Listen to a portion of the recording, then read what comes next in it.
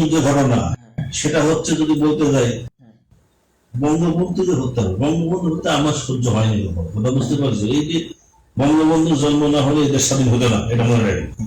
রাজনীতি যত বেলা কর্ম করে তাকে হত্যা যারা ওপেন যারা বললো আমরা মারছি তাদেরকে জিয়াউর রহমান পুরস্কৃত করলো, এইখানেই আমার বন্ধ। আমার কথা বুঝতে পেরেছো? এটা কোনো দিনই মেলে না।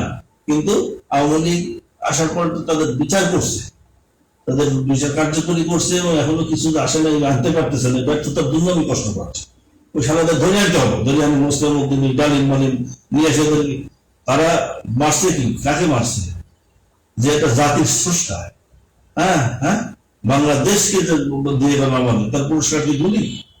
আর এমন একটা লোক যখন গুলি ধরো, তুমি বঙ্গবন্ধু আমি আর্মি গুলি করতেছি, তোরা চাস কি, কি চাস? এই লোককে গুলি করে, তোরা কি চাস? আর ইতিহাস পড়ো বঙ্গবন্ধু, একদিনে বঙ্গবন্ধু হয় নাই কিন্তু। হ্যাঁ, এই জিনিসগুলা